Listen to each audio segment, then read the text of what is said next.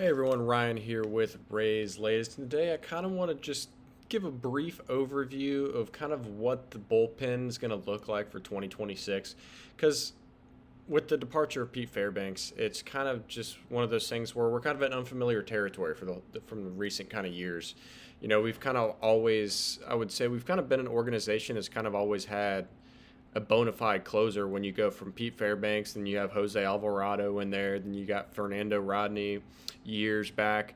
You got guys like that, and it's kind of you've always had that guy that you could kind of go to in the pen to shut it down in the ninth inning, and you had Diego Castillo as well at one point. And it's kind of one of those things where we're kind of in unfamiliar territory as of going into a season where we really don't have a guy that we've kind of been used to seeing at a consistent level in that position from a closer perspective. So I'll kind of just go down the list here of the guys that are currently on our 40-man roster that are relief pitchers. So you got Griffin Jacks, Garrett Clevenger, Edwin Uceda, Brian Baker, Hunter Bijay, who's recovering from facial reconstruction surgery, Manuel Rodriguez, Steven Wilson, Cole Sulser, Mason Englert, Kevin Kelly, and Drew Rasmussen, who is kind of back and forth from the pen to a starting rotation. I think he'll be in the starting rotation, obviously, but he's kind of listed as a starter slash reliever because he was recovering from his arm injury. So the thing that stands out to me is the most saves out of anyone on this entire list is 15. And that's Griffin Jacks. And that's kind of just come from his earlier in his career. He hasn't had a save in a while, and his only saves that he had were multiple years prior. Let's see, let me if I can pull this up real quick. Yeah, so he had 10 saves in 2024 with Minnesota, 4 in 23 and 1 in 2022. Didn't have any last year. So he hasn't had a save. He hasn't been in a save opportunity in a long time. Or maybe necessarily he's might have been in a save opportunity for the Rays, but he has not recorded a save for the Rays. And then going down the list, Clevenger's got 8, Uceda's got 6, Manuel Rodriguez has 7, and Cole Sulser has 8, and Kevin Kelly has 10.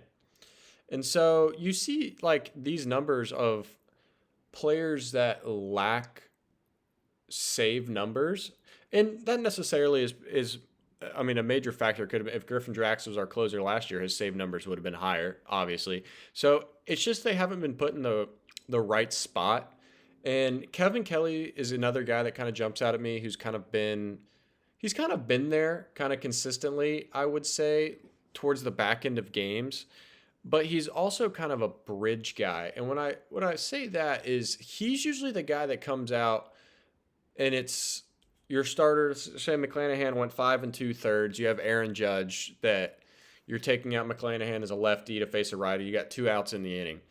Kevin Kelly was always that guy who kind of came in to get that 1 out and then start the next inning because his sweeper or slider sweeper, whatever they classify it these days, moves. It's like this, like 36 inches. It's ridiculous because he kind of releases the ball kind of from this angle, like about right here around. I would say sub 3/4.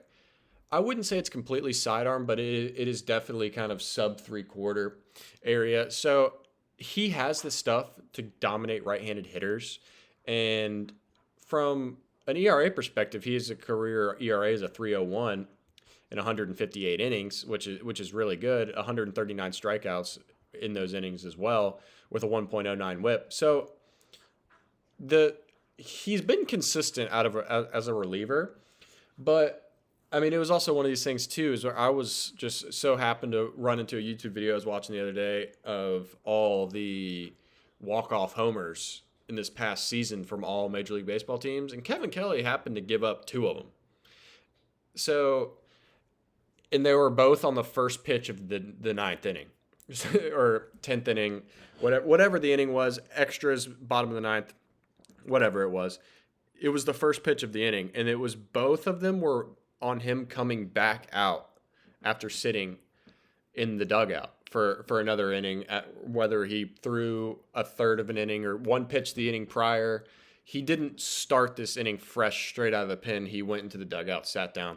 So most closers are not really asked anymore, I would say, to get multi-inning, more than 3 outs saves necessarily.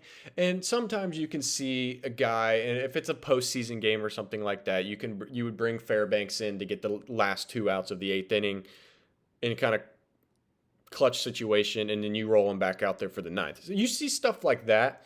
But from just a regular season perspective, it's more of you never really let your closer not get a fresh inning unless you're up 5 runs going into the ninth, and then you give up 4, and then you're like, oh crap, like I got to bring in my closer. So closers usually in Major League Baseball, especially with, I would say with Fairbanks as well, is he always pretty much got fresh innings, and I think that's really good for a like development and for a confidence standpoint. Because I mean, I was a pitcher my whole life. The worst thing ever is coming into the game where there's 3 runners on base, bases loaded, and none of them you've thrown a pitch to. And it's not your fault, and you're just thrown into the fire. And they're like, all right, here's the ball. Go get 3 outs. Don't give up the game-winning run. People say, yeah, sure, you're a closer. You're supposed to be nails. It doesn't matter. It's so much easier to pitch with a fresh inning, with a fresh start, than it is to come in out of the pen in the middle of the inning. It really is. Because it's also one of those things, if you get those runners up, it is your fault. Like, if you start a fresh inning, it's your fault completely. So there's nobody else to blame but yourself, and you kind of can't really delve any blame on anybody. It is your fault. And I think being successful as a closer and a reliever standpoint, starting a fresh inning is a lot better. But the Rays really haven't kind of had a problem with that. In my opinion, I feel like Fairbanks has kind of always been given that fresh ninth inning to kind of come into tie ball game, up 1 rather. So kind of from a closer perspective, I can see is I would lean more towards Griffin Jacks, who he's got the best strikeout numbers from a K per 9 ratio. He's got 405 strikeouts and 356 and 2/3 innings. And kind of a close second, I would say Garrett Clevenger's got 221 with 175. Brian Baker's got 234 strikeouts and 207 innings. And then Ucetta's got 201 and 158. So it's like you have guys that have 11, 12 plus K per 9s. And those are, and you're the Tampa Bay Rays. You have random guys in your farm system that throw 106, and you're just trying to kind of figure out how to get them rolling right and kind of get them in the right situations. Sorry. But I think from just a closer perspective, I would kind of lean more towards a Griffin Jacks, a Ucetta, maybe a Clevenger. It just depends kind of if you want to go left or right. It really does depend, but I think to start the season, I would love to see Jax in that bona fide closer role and kind of give him the most opportunities off the gate and kind of see how he uses that and kind of takes off and see if he takes off and runs with it. He might. I think he's definitely got the stuff to do it. So we'll kind of see where that goes. You guys let me know what you guys think about our bullpen and especially about our closing rotation. Happy New Year's. Have a great start of 2026, and you guys have a great one.